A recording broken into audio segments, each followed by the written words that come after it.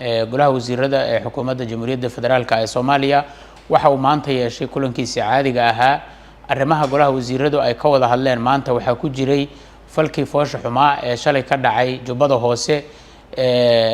ciidamo uu soo abaabulay eedeysane Axmed Maxamed Islaam ay ku weerareen ciidan ka tirsan ciidanka xoogga dalka Soomaaliyeed oo gobolkaas u joogay in ay kala wareegaan fariisimo ay baneeyeen ciidanka ADMIS haddaba golaha wasiiradu marka uu darsay falkaas waxa uu si adag u cambaareeyay weerarkaas qayru mas'uulnimada ah eedeysane Axmed Madoobe uu ku soo qaaday ciidanka qaranka Soomaaliyeed waxa uu falkaasi ahaa runtii mid aad iyo aad looga xumaado oo aan la filaynin waxaana ciidanka qaranka Soomaaliyeed oo halkaas loo geeyay in ay kala wareegaan ADMIS goobaha ay baneeyeen isla markaana kaliya ay amar u qabaan in ay iska difaacaan wixii weerar ah ee uga yimaado khawaarijta markii dambe la amray in ay goobtaas muxuu ahaa ka baxaan maadaama aanay qabin amar ay kula dagaalamaan wiilasha kale ee walaalahooda ee laga hor keenay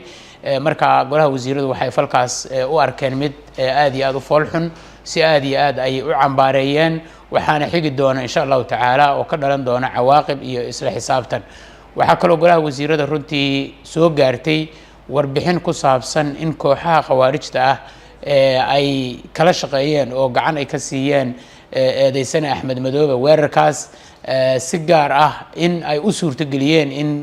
gaadiid badan oo dagaal oo ka yimid magaalada Kismaayo uu goobtaas gaaro goobtaas sida loo yahay 270 kilomitir wax ka badan ayay u jirtaa magaalada Kismaayo dhul badan oo khawaarijtu ay joogto ayaa ay soo dhex mareen ciidamadii goobtaas weeraray arintaas oo runtii arin aad iyo aad khatarteeda u leh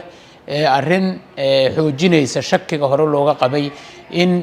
muxuu ahaa eedeysanahaas iyo khawaarijta ay xiriir gaar ah ka dhaxeeyaan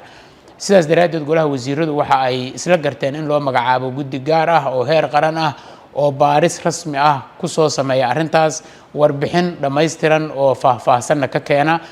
muxuu ahaa nooca xiriir iyo sida ay ku suurta gashay arintaas inay dhacdo aad iyo aad baad u mahadsantihiin